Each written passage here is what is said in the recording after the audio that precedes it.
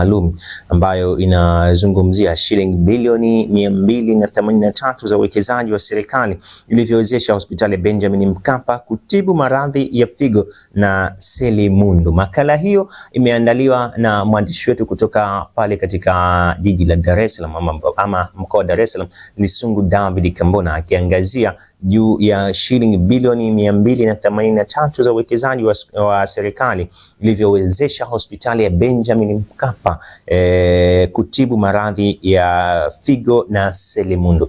Huyu hapa mwandishi wetu Lisungu David Kambona ametuandalia makala hii ifuatayo. Mpenzi mtazamaji, karibu katika makala fupi inayoelezea mafanikio ya serikali katika sekta ya afya, tukiangazia hospitali ya Benjamin Mkapa iliyopo makao makuu ya nchi Dodoma. Tangu hospitali hii ianze kufanya kazi, jumla ya wagonjwa 55 wa maradhi ya figo wamepatiwa matibabu ya kupandikizwa figo kutoka mwaka 2018 hadi mwaka 2020, ugonjwa ambao kila baada ya sekunde 20 unaua mtu mmoja ulimwenguni. Halikadhalika, madaktari wa hospitali hiyo wamefanikiwa kupandikiza uroto kwa watoto 28 waliopata maradhi ya selimundu, huduma iliyoanza kutolewa mwaka 2023. Kati ya hao, mtoto mmoja anatoka Jamhuri ya Kidemokrasia ya Kongo kwa gharama za kiasi cha shilingi bilioni 1.9, na kama matibabu hayo yangefanyika nje ya nchi yangegharimu shilingi bilioni 1.3.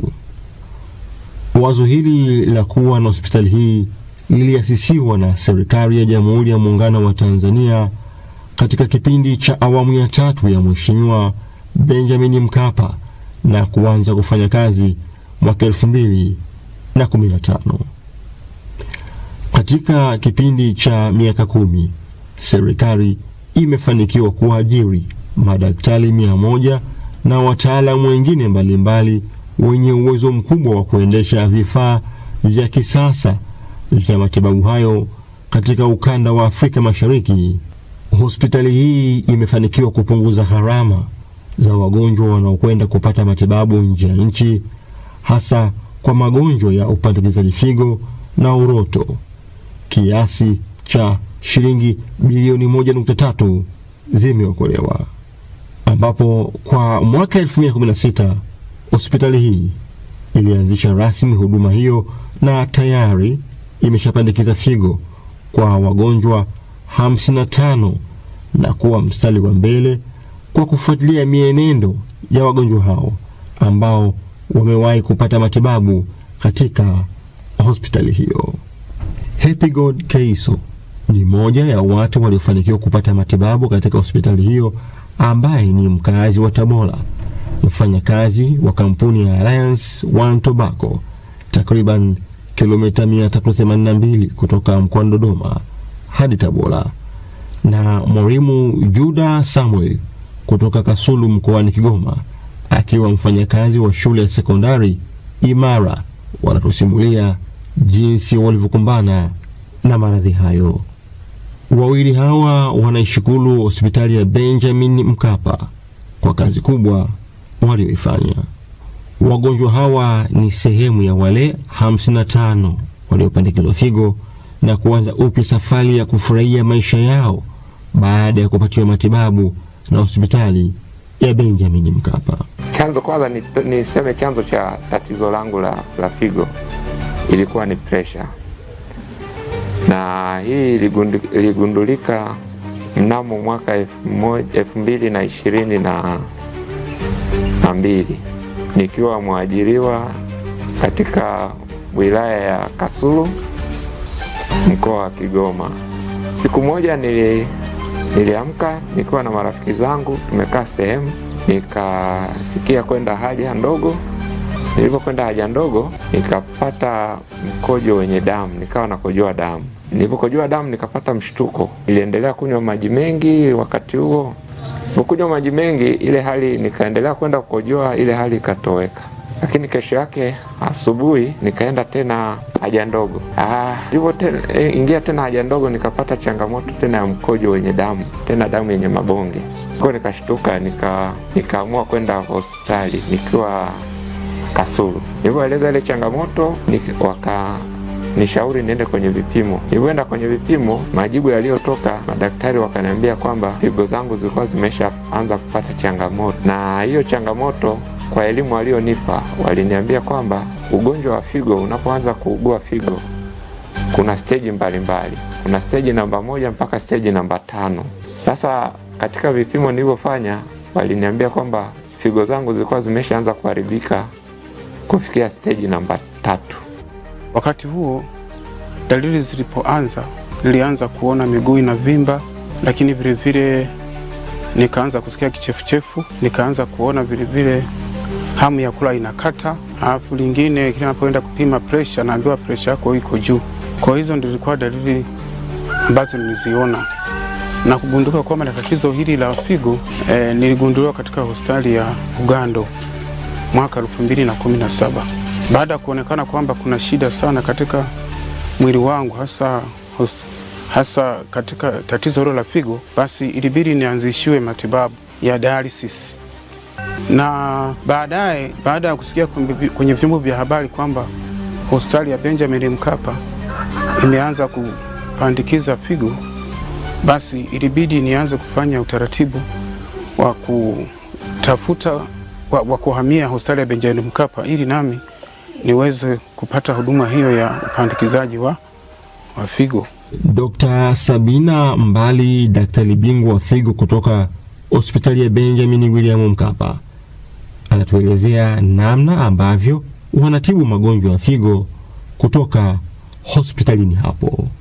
Hospitali ya Benjamin Mkapa inafanya matibabu ya kupandikiza figo, ambapo tunaanza na hatua za awali kwa maana ya uchunguzi wa kumtambua mgonjwa ambaye ana shida ya figo kushindwa kufanya kazi, kwa maana ya kuthibitisha kwamba ni kweli tatizo lake limedumu kwa zaidi ya miezi 3 na hakuna uwezekano wa kupona kabisa. Kwa hiyo atafanyiwa uchunguzi wa vipimo mbalimbali vya kuchunguza magonjwa mengine na kuchunguza kama anaweza kufanyiwa upandikizaji wa figo. Pia mtu huyu atatakiwa kuwa na mtu ambaye yuko tayari kumpatia figo moja, ambaye ni mtu ndugu yake wa karibu. Anaweza akawa mtoto, anaweza akawa mzazi, anaweza akawa ni ndugu wa kuzaliwa kwa maana ya kaka au dada, au pia ndugu wengine wa karibu, iwapo watakosekana wale ndugu wa karibu kwa maana ya kaka, dada au wazazi. Mchangia figo atafanyiwa vipimo vya kuangalia kama hana magonjwa yoyote ya kuambukiza na kama hana ugonjwa ambao unaweza kumsababisha na yeye kupata shida ya figo baadaye. Vipimo vitakapokamilika, ikionekana anafaa na yuko tayari kutoa figo kwa ndugu yake, basi watafanyiwa matibabu yenyewe upandikizaji, kwa maana ya kuhamisha figo kutoka kwa mchangia figo kwenda kwa anayepokea figo kwa njia ya operation. Baada ya hapo, mchangia figo atapata matibabu ya kawaida ya mtu aliyefanyiwa operation, na mgonjwa aliyepandikizwa figo atapata matibabu ya kawaida ya mtu aliyefanyiwa operation, na pia atakuwa na dawa maalum ambazo atazitumia kwa maisha yote. Na matibabu haya yana gharama, na watu wengi wanashindwa kupata haya matibabu kwa sababu ya kukosa fedha za kulipia matibabu ya upandikizaji figo. Kwa maana hii basi, tunawaomba watu wote, wadau wenye nia ya kuchangia kuwasaidia wagonjwa wenye shida ya figo, tunawakaribisha kwenye harambee ya uchangiaji wa matibabu ya upandikizaji figo na uloto kwa wagonjwa wetu wenye shida ya kushindwa kufanya kazi figo kwa muda mrefu, au watoto wenye ugonjwa wa sickle cell kwa maana ya selimundu. Mwaka 2023 hospitali hii iliendelea kuonyesha umahiri wake kwa kutoa huduma ya upandikizaji wa uroto kwa watoto wenye ugonjwa wa selimundu, ambapo jumla ya watoto 28, mmoja akitokea Jamhuri ya Kidemokrasia ya Kongo, walipatiwa matibabu kwa kiasi cha shilingi bilioni 1.9. Familia ya Jabiri Twaha kutoka Ilongeho, halmashauri ya Singida vijijini, ni shuhuda wa matibabu ya ugonjwa wa selimundu, familia iliyokosa amani kwa muda mrefu kutokana na ugonjwa huo. Jabiri Twaha ilijifungua akiwa na afya njema kabisa, alikuwa na uzito mkubwa. Lakini baada ya hapo tumeruhusiwa hospitali, tumerudi nyumbani, mtoto akawa analia sana. Yaani hatulali, ni tunakesha tu, mtoto analia. Shida nini? Mara shida njia ya mkojo labda ina shida, tukampeleka hospitali. Daktari kaenda kumchunguza akasema hana shida yoyote. Tumekaa akafikia umri wa kwenda kliniki. Kliniki yake ya kwanza ilikuwa na kilo 5. Baada ya hapo kliniki ya pili akaongezeka 2. Kliniki ya 3 akawa kilo 5.5. Basi baada ya hapo nikampeleka hospitali St. Carol's Mtinko. Wakaenda akampima akathibitisha kweli ana tatizo la sickle cell. Ndio hiyo safari yake ikaanza ya matibabu. Akiwa na miezi, akiwa mchanga tuseme, aliniambia bwana madaktari wamesema kuna tatizo hili na hili na hili na hili. Kwa kweli kimsingi nilishiwa nguvu. Na unavyosema kwa mara ya kwanza kulisikia, kweli una uwezo wa kukimbia. Lakini nilimwomba Mwenyezi Mungu, nikasema bwana, hili tatizo sawa, sio la mtoto, amelipata, hakuna jinsi. Tupambane mpaka pale Mungu atakaposema bwana hapa mmepambana. Kwa jitihada za hospitali ya Benjamin Mkapa ziliokoa uhai wa Jabir. Babake akasema jamani, huyu mtoto tusikae naye, tumpeleke tu Benjamin. Tukaenda pale, tukapokelewa na Dr. David Mashala. Akatupa kweli maelekezo mazuri, akasema kweli sisi tuna matibabu yetu yako ya aina 2. Matibabu yetu tunaweza tukafanya matibabu ya kubadilisha damu, yanakuwa yanapunguza hayo makali ya sickle cell. Lakini matibabu mengine ni ya upandikizaji uroto. Kama mtakuwa tayari basi tunaweza tukaanza matibabu. Nyinyi mnachagua matibabu yapi? Tukamwambia jamani, kwa changamoto tunazopitia kwa huyu mtoto, sisi tunataka mtoto wetu apone kabisa. Ndipo hapo tukapata msaada wa Mama Samia. Tukaanza kuitwa sasa leseni watoto wa Mama Samia. Tukaingia odini. Kwa kweli kwa odini hatukupata gharama yoyote. Pale ilikuwa ni Mama Samia. Sisi kazi yetu kwa kweli, kwa mimi ambaye nilikuwa naingia gharama moja kwa moja, niliambiwa wewe usifike kabisa. Kwa hiyo kila kitu waliendesha wao, kila kitu. Kwa uwezo mkubwa wa madaktari wa Benjamin Mkapa, Jabir alirejea katika afya yake ya kawaida. Nilipata huu ugonjwa wa sickle cell. Kuna changamoto nilizozipitia ambazo hizo changamoto zilinipelekea sana maumivu makali. Ikiwemo baadhi ya hizo changamoto ni maumivu ya kichwa. Yaani kichwa changu hichi kiliniuma. Yaani nilikuwa napata sana maumivu makali. Kikapelekea hapa pakapasuka hapa hivi paka yani kama vile pana vichwa viwili. Kwa hiyo wanafunzi wangu wananicheka, lakini sikuwaza, niliwaambia tu mimi ndo nilivyoumbwa hivyo na kuendelea na shughuli zangu. Nilipata sana maumivu ya tumbo, tumbo langu pelekea kuvimba. Wanafunzi wanaendelea kunicheka, naambia ndo nimeumbwa hivyo, mtaamuaje sasa? Niliendelea sana kupata homa za mara kwa mara. Mara leo naamka naumwa hichi, kesho naumwa hichi, na siku nyingine naumwa hichi. Na nilikuwa na upungufu wa damu. Niliongezea damu mara kwa mara. Nikienda hospitali naambiwa nina damu 2, naongezewa damu. Nikienda naambiwa nina 4, naongezewa. Baada ya kufanyiwa haya matibabu, yani sasa hivi najisikia vizuri, siumwi tena, sijui tumbo kuuma, sijui kichwa, sijui viungo vya mwili kuuma, sijui macho kuwa ya njano. Tangu nimefanyiwa matibabu sijapata hiyo crisis ya shida yoyote. Mimi binafsi napenda kutoa nafasi ya kipekee kumshukuru Mwenyezi Mungu, na pia napenda kutoa nafasi hii kumshukuru Rais wetu wa Jamhuri ya Muungano wa Tanzania kwa kutoa msaada kwa ugonjwa huu. Kilio chenye maumivu makali kilisikika pia kwa Jackson Mkuyu, mtaa wa Oysterbay, Urambo, mkoani Tabora. Wazazi wake wanasimulia namna walivyopambana na mtoto wao katika maradhi ya selimundu. Baada ya kuzaliwa akakaa kama wiki moja akaanza kupata homa. Baada ya kwenda hospitali ya wilaya wakasema huyu mtoto kwa dalili tunazoziona ana ugonjwa wa selimundu.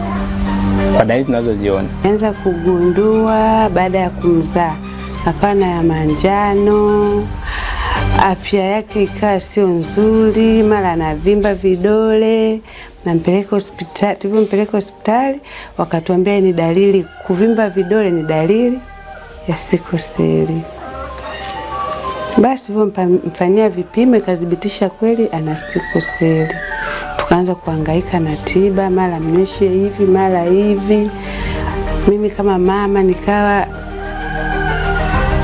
yani sijisikii vizuri, nakosa raha, hata kama kwenda labda kwenye vikoba si vikundi gani, hata kama ukiwa huko mawazo yote nyumbani kwa mtoto, sijui nitamkutaje. Dr. Happiness Joseph Igogo ni daktari bingwa wa magonjwa ya damu kutoka hospitali ya Benjamin Mkapa. Anaelezea namna ya ugonjwa huo unavyopatikana na kutibiwa kwake. Kwanza kabisa tufahamu huu ugonjwa wa selimundu ama sickle cell. Ugonjwa huu ni ugonjwa ambao mtu anaupata kwa kurithi kutoka kwa wazazi wake wote wawili. Na Tanzania ni nchi ya 5 duniani kwa wingi wa wagonjwa wa sickle cell. Na inakadiriwa takribani watoto 11,000 kila mwaka wanazaliwa na ugonjwa huu wa sickle cell hapa nchini Tanzania. Inakadiriwa pia 20% ya Watanzania wote wana hivi vinasaba vya ugonjwa huu wa sickle cell, japokuwa hawaoneshi dalili, kwa maana ya kwamba ni sickle cell carriers. Na matibabu ya ugonjwa huu wa sickle cell yameendelea kukua, na kwa sasa hivi Tanzania ni nchi pekee Afrika Mashariki na Kati inayotoa matibabu kwa lengo la kuponyesha ugonjwa huu wa sickle cell, kwa maana matibabu ya upandikizaji uloto. Kabla ya hapo tulikuwa tunatumia matibabu ya dawa ya vidonge ambavyo lengo lake kubwa kabisa ni kufubaza tu huu ugonjwa wa sickle cell. Matibabu haya ya kupandikiza uloto yanapatikana tu kwenye hospitali hii ya Benjamin Mkapa. Yalianza mwaka 2023 na yanaendelea mpaka hivi sasa. Hadi sasa hivi tumeshapandikiza watoto takriban 28 ambao wamepona kabisa ugonjwa huu wa sickle cell. Bila shaka utakuwa umejionea dhahiri namna serikali ya Jamhuri ya Muungano wa Tanzania inavyojitahidi kutibu wananchi wake katika magonjwa makubwa ambayo yamekuwa magumu kutibika kwa muda mrefu. Shukrani za kipekee ziende kwa kitengo cha mawasiliano cha Benjamin William Mkapa kukufanikisha makala hii. Msimulizi wako nilikuwa ni mimi Lisungu David Kambona. Naam, ni mwandishi wetu huyo kutoka pale katika jiji la Dar es Salaam, Lisungu David Kambona, akituandalia makala hiyo maalum kiangazia juu ya shilingi bilioni 283 za uwekezaji wa serikali ulivyowezesha hospitali ya Benjamin Mkapa kutibu maradhi ya figo na selimundu ama sickle cell. Na hivyo ndivyo jinsi serikali ya Jamhuri ya Muungano wa Tanzania ama serikali iliyokuwa inahakikisha inawasogezea wananchi wake karibu huduma zile za muhimu na za msingi kabisa, ambapo kama tulivyosikia hapo awali ilikuwa matibabu haya yanapatikana kwa njia ya dawa tu pekee, lakini kwa sasa yanapatikana kwa njia ya upandikizwaji kabisa. Ni hatua zilizopigwa, lakini Afrika Mashariki sisi ni pekee ambao tunatoa huduma hiyo. Ni maendeleo ya kipekee ama ni maendeleo muhimu yaliyopigwa katika sekta hiyo ya afya, na tumshukuru sana mwenzetu Lisungu David Kambona kwa kutuandalia makala hiyo maalum kwa kuangazia kuhusiana na hospitali hiyo Benjamin Mkapa, jinsi ilivyofanikiwa na uwekezaji uliofanywa na serikali. Na sasa na kwenda na